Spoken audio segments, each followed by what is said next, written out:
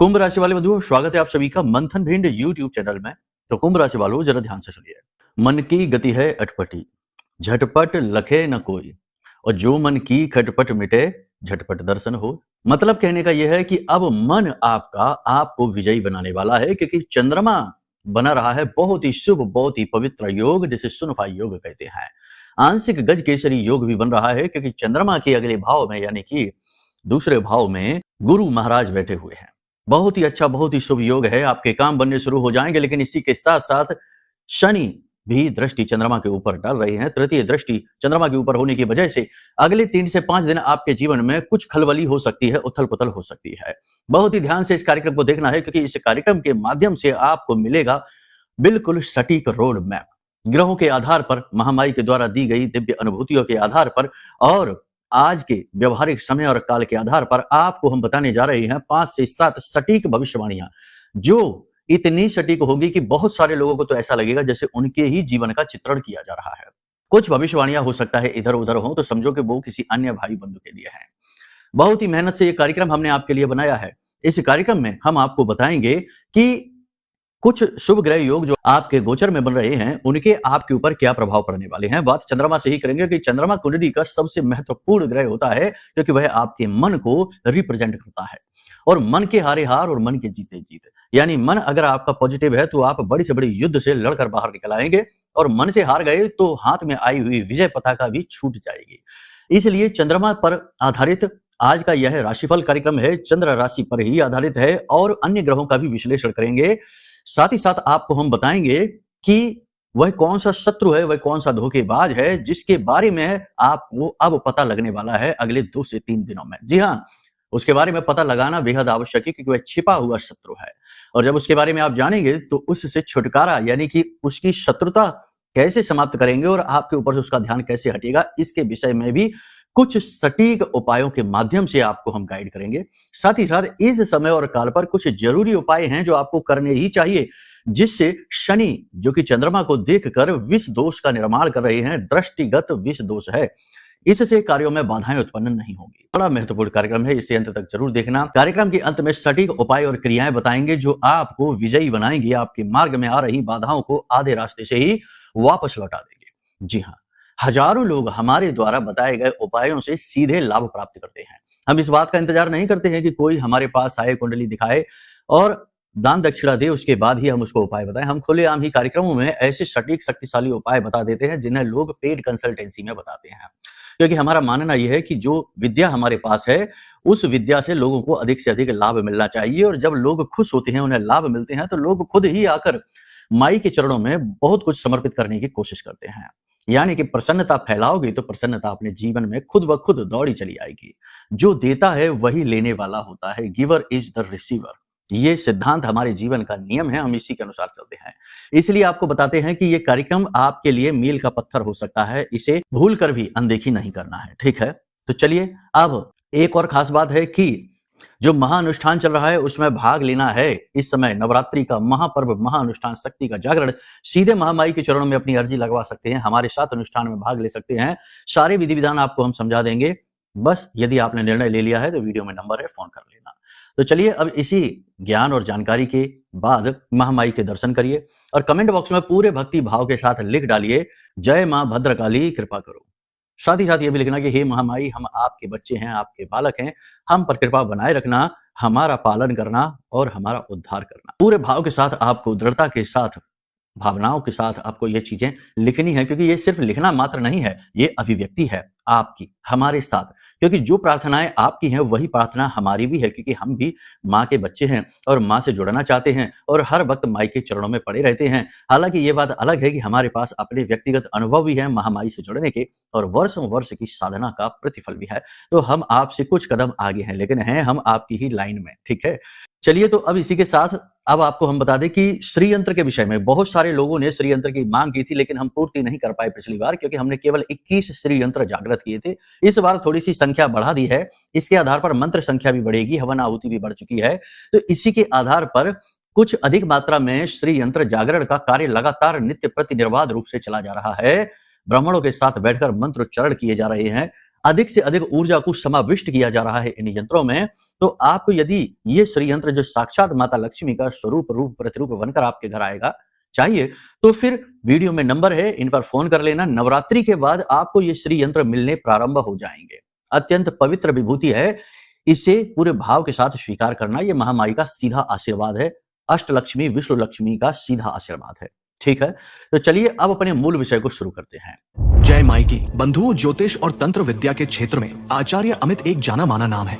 पूज्य गुरुदेव के साधनाओं और ज्योतिष विद्या के अनुभव बेहद दिव्य है। जी हाँ, पूज्य गुरुदेव ने जिसकी भी कुंडली का विश्लेषण किया और कुंडली के अनुसार उसे सटीक उपाय व महामाई माँ बगलामुखी की विशेष कृपा दी, उसके जीवन में सकारात्मक बदलाव तो आ ही है। फिर चाहे समस्या कितनी ही कठिन क्यों ना हो, समाधान तो अवश्य हुआ है। अब ऐसे में यदि आप भी अपने जीवन की किसी बड़ी समस्या से जूझ रहे हैं, जैसे कि कर्जा बढ़ता ही जा रहा है, काम धंधा और व्यापार सब रुक चुका है, रिश्ते नातों में तनाव हद से ज्यादा बढ़ गया है, पूरा जीवन ही नकारात्मकताओं से भर गया है, तो ऐसे में यही सही समय है जब आप श्रेष्ठ गुरु से मार्गदर्शन प्राप्त करें और जीवन के अंधकार को समाप्त कर दिव्य प्रकाश की ओर कदम बढ़ाएं। वीडियो में दिए गए नंबरों पर तुरंत संपर्क करिए और अपनी कुंडली का विश्लेषण व समाधान पूज्य गुरुदेव के द्वारा करवा लीजिए। देर ना करें, आपके देवी देवताओं के आशीर्वाद से ये मौका खुद चलकर आपके पास आया है, इसे गंवाना नहीं है। अभी फोन करें और गुरुदेव से मार्गदर्शन प्राप्त करें। महामाई आपका कल्याण करें। धन्यवाद। सबसे पहले जैसे कि हमने कहा था कि चंद्रमा से बात करेंगे, तो चंद्रमा इस वक्त द्वितीय राशि में यानी उच्च का होकर गोचर कर रहा है। इस समय पर चंद्रमा गुरु के पीछे यानी कि गुरु चंद्रमा के दूसरे भाव में गुरु का गोचर है, जो सुनफा योग का निर्माण करता है। यह योग अत्यंत पवित्र होता है, गज केसरी योग के समान ही जीवन में लाभ उत्पन्न करता है। लेकिन शनि से दृष्ट होने की वजह से कहीं ना कहीं चंद्रमा दूषित भी है, लेकिन शनि से दृष्ट होने की वजह से कहीं ना कहीं आंशिक विष दोष का निर्माण भी हो रहा है, जो कि कहीं ना कहीं निगेटिव प्रभाव उत्पन्न करेगा ही। और वैसे भी हमारा मानना यह है कि जीवन हमेशा द्विष भाव में चलता है। कभी भी ये ना समझना चाहिए कि अगर अच्छा समय आ गया है तो बस अच्छा ही अच्छा होगा। अच्छे की आड़ में गुपचुप तरीके से धीमे धीमे कहीं ना कहीं बुराई भी पनपती ही है, और एक बुद्धिमान इंसान उस सूक्ष्म बुराई को भी आकलन करते हुए चलता है, तो वह उसका दमन करता रहता है और अच्छे समय को हमेशा बनाकर रख पाता है। और यह सब कुछ कब कर पाओगे? जब गुरुओं के संरक्षण में रहोगे, ग्रह नक्षत्रों को और समय को समझोगे। तो ठीक है, कहने का मतलब यह है कि कुछ शुभ और कुछ अशुभ घटनाओं के मनोभावों के योग बन रहे हैं। ध्यान से समझिए। पहले बात करते हैं कि ये जो शुभ योग बन रहा है, उच्च का चंद्रमा गुरु के साथ यानी गुरु के पहले बैठा हुआ है, सुनफा योग बना रहा है। इसका क्या प्रभाव पड़ रहा है? इसका प्रभाव ये रहेगा कि अचानक से धन लाभ होगा। जी हाँ, पैसा आपके जीवन में आएगा ही आएगा, कहीं ना कहीं से भी आए, कैसे भी आए, लेकिन पैसे का आगमन होगा। दूसरा यहाँ पर यह होगा कि मन में धार्मिकता का भाव गुरुदेव की कृपा से, उनके आशीर्वाद से होगा। देवी देवता आपकी रक्षा करेंगे, कोई गलत घटना आपके साथ घटित नहीं हो पाएगी। कोई दुर्घटना एक्सीडेंट हो सकता है, लेकिन उसमें आप बाल बाल बचेंगे, आपका कुछ भी नहीं होगा। कहने का मतलब यह है कि देवी देवताओं का संरक्षण, पितृ पूर्वजों का संरक्षण आपको प्राप्त होगा। साथ ही साथ गुरु की कृपा से मन में धार्मिकता का भाव उत्पन्न होगा। तो किसी प्रकार की धार्मिक यात्रा पर आप जा सकते हैं, अपने पुरखे पूर्वजों को धन्यवाद दे सकते हैं, उनकी भूमि पर जा सकते हैं, कोई भूमि भवन आदि का निर्माण करवा सकते हैं, भूमि खरीद सकते हैं, वाहन आदि खरीद सकते हैं। ये शुभ योग बन रहे हैं जो इस समय पर आपको लाभ देंगे। ठीक है, इसी के साथ साथ बड़ी ही समझदारी के साथ आप निर्णय लेना शुरू करेंगे, खुद का मूल्यांकन बेहतरीन तरीके से करेंगे। कहने का मतलब यह है कि आप कोई भी गलती नहीं करना चाहेंगे। हमारे द्वारा दी गई सलाह और आपके बड़े बुजुर्ग, आपके जो शुभ सलाहकार हैं, उनके द्वारा दी जाने वाली अच्छी सलाह पर आप विचार करेंगे और खुद का सटीक मूल्यांकन करते हुए जीवन में आगे बढ़ेंगे। मतलब कि गलती करने की गुंजाइश कम से कम रहेगी। और एक सबसे महत्वपूर्ण विषय यहाँ पर यह है कि भय से मुक्ति होगी। एक अनजाना डर भय जो आपको सताता था, वह किसी भी कारण से हो, लेकिन वह दूर चला जाएगा। उस भय से आपको मुक्ति प्राप्त होगी। अगर इन सब बातों को बताने के बाद भी आपको भय महसूस होता है, नकारात्मकता महसूस होती है, तो कुछ उपाय हम आगे आपको बताने जा रहे हैं, उन्हें कर लेना। चंद्रमा अनुकूल हो जाएगा और आपको लाभ मिलने शुरू हो जाएंगे। जैसा कि हमने कहा कि शुभ घटनाओं के साथ साथ कहीं ना कहीं अशुभ घटनाओं के भी संदेश हैं, संकेत हैं, तो उन्हें भी ध्यान से समझ लो, फिर विस्तार से इसकी चर्चा करते हैं। सबसे पहली चीज ये है कि कहीं ना कहीं अभिमान का भाव जाग सकता है। आप अपने आप को उच्च समझ सकते हैं किसी क्षेत्र, किसी बात को लेकर, या फिर हम ये नहीं कहते कि नकारात्मक अभिमान। अभिमान कई प्रकार का होता है, अपने कार्यक्रमों में हम बताते हैं। सद अभिमान भी जाग सकता है, यानी अपनी ही अच्छाई पर आपको अभिमान हो सकता है कि हम तो इतने अच्छे हैं, इतना सब कुछ करते हैं, दान पुण्य करते हैं, पूजा पाठ करते हैं, सबका हित पालन करते हैं, तो ये भी सत अभिमान है। हमारा कोई क्या बिगाड़ेगा, हमने क्या गलती की है, हम तो कर्म करते हैं, ये है वो है। ये भी सद अभिमान की श्रेणी में आता है। कर्म तो सभी करते हैं, याद रखना। ऐसा कौन है इस धरती पर जो कर्म नहीं कर रहा है, काम कर रहा है, मेहनत कर रहा है। हर इंसान कामयाब भी होना चाहता है, लेकिन इन सब के बावजूद भी ग्रह नक्षत्र भी हैं, क्रूर ग्रह भी हैं, नकारात्मकताएं भी हैं, भूत प्रेत पिशाच हैं, तंत्र मंत्र भी है, बहुत सारी चीजें हैं। इन सब से भी निपटना पड़ता है। खाली कर्म कर लेने से काम नहीं बनता, वरना जंगल का राजा गधा होता, क्योंकि उससे ज्यादा कर्म, उससे ज्यादा काम कोई नहीं करता। शेर तो कुछ भी नहीं करता है, पड़ा रहता है। कहने का मतलब यह है कि कर्म से नहीं, इंसान के ग्रह नक्षत्र और ऊर्जाओं के संतुलन से इंसान आगे बढ़ता है। ठीक है, तो यहां तक सारी बात आपने समझ ली। अब समझो नकारात्मक घटनाएं। तो स्व अभिमान, जैसा हमने आपसे कहा, इसी के साथ साथ अति भावुक, यानी कि आप भावुक होकर कोई निर्णय ले सकते हैं, भावुक होकर अपनी बातें बाहर निकाल सकते हैं। भावुकता वश आप कुछ ऐसा कर सकते हैं कि किसी की जरूरत से ज्यादा मदद कर सकते हैं। भावुकता वश आप गलत जगह पर पैसे निवेश कर सकते हैं।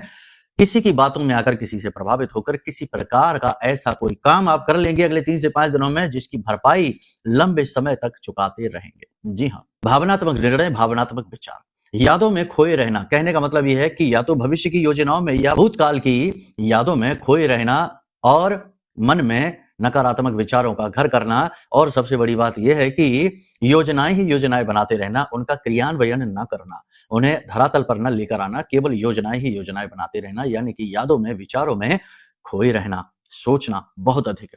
कभी कभी विचारों की अधिकता इतनी अधिक बन जाएगी कि आप खुद ही कंफ्यूज हो जाएंगे और अति विचार की वजह से आप थके हुए महसूस करेंगे।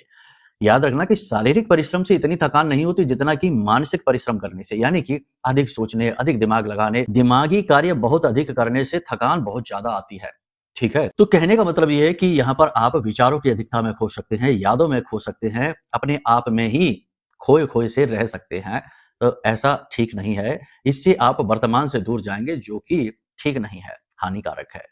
अब यहां पर होगा आलस का बढ़ना। जी हाँ, किसी प्रकार का आलस भी बढ़ सकता है। आलस से मतलब यहां पर यह है कि काम की टालमटोली होगी, विचारों में खोए रहेंगे, अपने आप में मगन रहेंगे। कहीं ना कहीं शरीर भी थोड़ा सा अस्वस्थ सा महसूस होगा, कफ वात का संतुलन बिगड़ेगा, शरीर में भारीपन रहेगा, थकान रहेगी, और सर्दी जुकाम बुखार जैसी हालत रहेगी। गले में और पेट में किसी प्रकार का इन्फेक्शन, छाले वगैरह हो सकते हैं। साथ ही साथ त्वचा पर किसी प्रकार का रोग उत्पन्न हो सकता है। ये नकारात्मकता है। इसी के साथ साथ सबसे बड़ी बात कि रहस्य उद्घाटन, यानी कि राज खुलेगा, रहस्य खुलेगा। कोई ऐसा व्यक्ति आपके आसपास है, अचानक से उसका एक ऐसा रूप सामने आएगा जिसे देखकर आप आश्चर्य में पड़ जाएंगे कि यह तो ऐसा नहीं था। एक छोटी सी कहानी, किस्सा सुना देते हैं। एक श्रीमान जी हैं, उन्होंने हमसे कुंडली करवाई और उन्होंने मीटिंग भी हमसे की, चर्चा भी की। तो बहुत बड़े व्यापारी थे, करोड़ों का उनका, अरबों का व्यापार था। तो उनका कर्मचारी जो पिछले 10-15 वर्षों से उनके साथ कार्य कर रहा था, उनका पूरा काम देख रहा था, अचानक से ना जाने क्या हुआ कि 10-15 साल की ईमानदारी सब गायब हो गई और अचानक से उनके साथ बहुत बड़ा उसने फ्रॉड कर दिया। उनके हिसाब से तो कुछ बहुत बड़ा नहीं था, लगभग 20-25 लाख का फ्रॉड था, लेकिन उसकी बुद्धि ऐसी मारी गई कि उसने अचानक से ऐसा फ्रॉड कर दिया और गायब हो गया, भाग गया, अपने गांव क्षेत्र चला गया, फोन वगैरह बंद कर लिए। अब वो इस बात से दुखी नहीं कि उनका पैसा चला गया, वो दुखी इस बात से है कि इतना ईमानदार वफादार इंसान अचानक से ऐसा कैसे हो गया। तो ये होता है ग्रहों की वजह से। अगर ग्रह कहीं पीछे लग गया तो वह आपके सबसे अधिक प्रेमी को, घनिष्ठ से घनिष्ठ प्रेमी को भी अचानक से आपका शत्रु बना सकता है। ऐसा ही कुछ आपके साथ होने वाला है। अगले 3 से 5 दिनों में रहस्य उद्घाटन होगा। किसी व्यक्ति की काली हकीकत, सच्चाई आपके सामने आएगी, जिसे देखकर आप आश्चर्य में पड़ जाएंगे। फोन के माध्यम से आपको कोई नकारात्मक खबर सुनाई मिलेगी, इससे आप परेशान हो जाएंगे। शनि से दृष्ट चंद्रमा होने की वजह से आपके काम अंतिम क्षणों में जाकर खराब हो सकते हैं। आप देखेंगे काम मेहनत से करते चले आ रही हैं, सफलताएं मिलती चली जा रही हैं, लेकिन अंतिम क्षणों में जाकर आपको कार्यों में रुकावट का सामना करना पड़ेगा। अनावश्यक रूप से आपके जीवन में रुकावटें बढ़ सकती हैं। इस समय और काल पर आपको पैसे आप चाहते हैं अपने बिजनेस व्यवसाय को बढ़ाने के लिए तो आसानी से मिलेगा, लेकिन व्यक्तिगत तौर पर यदि आप किसी से मदद चाहेंगे तो वो नहीं मिलेगी। बड़े और कठोर निर्णय लेने में आपको थोड़ी सी कठिनाई महसूस होगी। इसी के साथ साथ नींद लेने में भी परेशानी आ सकती है। नींद में डरावने सपने भी आ सकते हैं। कहने का मतलब यह है कि जहां एक तरफ अच्छा वहीं दूसरी तरफ बुरा, दो तरीके का है। साथ ही साथ मंगल का अंगारक हो जाना और बुध राहु के साथ हो जाने से दो प्रकार की स्थितियां और बनती हैं कि कोई अचानक से आपके साथ धोखा, फ्रॉड करेगा। बुध राहु का एक साथ मिलना मतलब कि ये धोखे का योग बनाता है। तो अचानक से किसी प्रकार का धोखा, जिस पर आप विश्वास करेंगे, जिससे आप प्रेम करेंगे, वही आपके साथ छल कर सकता है, धोखा कर सकता है। तो थोड़ा सा यहाँ पर आपको अपने आसपास के लोगों पर नजर ज्यादा रखनी होगी। ठीक है, अब सबसे बड़ी बात यहाँ पर आप समझिए कि मंगल का अंगारक होना यानी कि जोश को एकदम से बढ़ा सकता है, किसी बात से एकदम से प्रभावित हो सकते हैं, बड़े निर्णय ले सकते हैं, लेकिन वे बड़े निर्णय जोश से अधिक होंगे, होश में कम होंगे। इसकी वजह से गलत निर्णय होने की संभावना अधिक है। तो थोड़ा सा बारीकी से आकलन करते हुए, स्वयं का मूल्यांकन करते हुए कोई भी बड़ा निर्णय लें।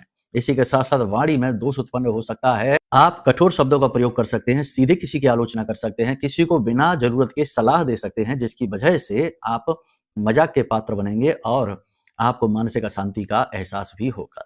कहने का मतलब यह है कि यहाँ पर संतुलन की अत्यधिक आवश्यकता है। जो लोग विदेश जाना चाहते हैं वो विदेश जा पाएंगे, कोई समस्या नहीं रहेगी, लेकिन जो विदेश से व्यवसाय करते हैं, एक्सपोर्ट इंपोर्ट का काम करते हैं या कुछ भी विदेश से व्यवसाय करते हैं, उनके व्यवसाय में बाधाएं बहुत आएंगी, पेपर वर्क की अड़चनें बहुत अधिक रहेंगी। सरकार की तरफ से किसी प्रकार का कोई नोटिस आ सकता है, कोई चालान आ सकता है, किसी प्रकार की पेनल्टी वगैरह आपको देनी पड़ सकती है। जो महिलाएं हैं आपकी राशि की, उन महिलाओं को स्वास्थ्य को लेकर कोई परेशानी नहीं रहेगी, बस शरीर में भारीपन और कार्य के प्रति अनिच्छा और चिड़चिड़ाहट का भाव रहेगा। साथ ही साथ भविष्य में आने वाले किसी बड़े खर्चे को लेकर थोड़ी सी चिंता भी रहेगी। इसी के साथ साथ घर गृहस्थी में थोड़ी बहुत नोक-झोंक रह सकती है, वातावरण थोड़ा सा नकारात्मक रह सकता है, बातें ज्यादा नहीं बिगड़ेंगी। अब सबसे बड़ी बात यहाँ पर यह समझो कि जो दाम्पत्य जीवन है वहां पर स्थिति थोड़ी सी ठीक रह सकती है, लेकिन फिर भी प्रेम तत्व की कमी आप महसूस करेंगे। साथ ही साथ जीवन साथी का अजीब व्यवहार, यानी कि आपके मन को ना समझना, जो मन में आया वो करना, मनमानी करना, आपसे बहस आर्ग्यूमेंट करना, ये व्यवहार जीवन साथी का आपको थोड़ा सा परेशान करेगा, क्योंकि जीवन साथी मनमानी करेगा। प्रेमियों की बात करें तो गुप्त प्रेम संबंध बाहर आएंगे, साथ ही साथ प्रेम संबंधों में छल भी होने की संभावना है, अलर्ट रहने की जरूरत है। सबसे बड़ी बात यहाँ पर है कि आपका स्वास्थ्य को लेकर हम आपसे कहें तो स्वास्थ्य को लेकर आपको थोड़ा सा अलर्ट रहने की जरूरत है। पेट से जुड़े रोग आपको परेशान कर सकते हैं, ब्लड प्रेशर और शुगर की समस्या बढ़ सकती है, साथ ही साथ दांतों में तकलीफ भी हो सकती है। बस इन चीजों का आप ध्यान रखिए।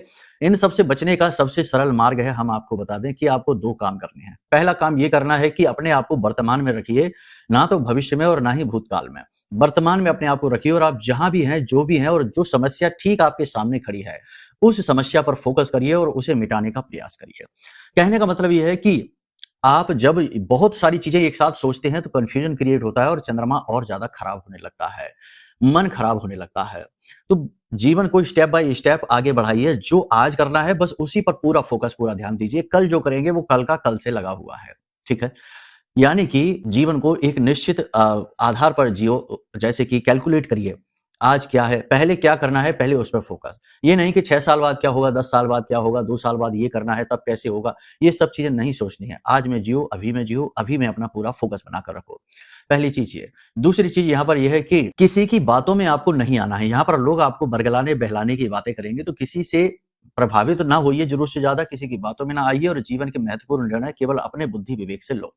ठीक है, अब आपको हम बताते हैं कि कोई आपका अपना ही ऐसा व्यक्ति है जो आपके साथ तो है, लेकिन वो कहीं ना कहीं आपके साथ षड्यंत्र चाल फरेब करता रहता है।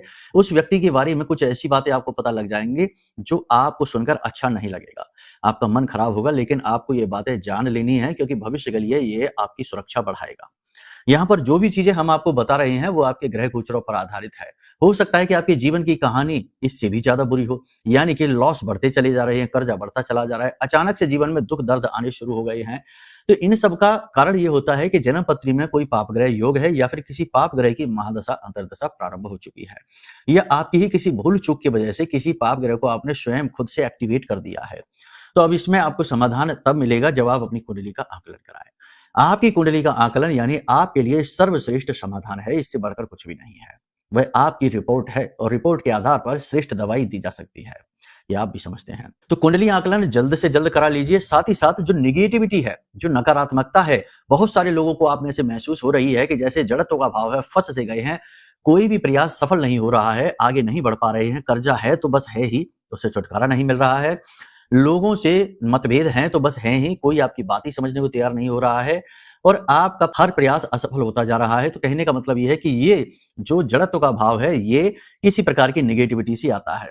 निगेटिविटी कई प्रकार की होती है, नजर होता है, टोना टोटका, बंधन, स्तंभन, ना जाने क्या क्या। हम ज्यादा कुछ नहीं कहना चाहते आपसे, लेकिन एक चीज जरूर है कि अगर आप चाहें तो अपने जीवन में तुरंत झटके से बदलाव लेकर आ सकते हैं, और वह महत्वपूर्ण बदलाव आएगा देवी देवताओं की कृपा से, और वह कृपा आपको तुरंत के तुरंत प्राप्त होगी इस महारक्षा कवच से।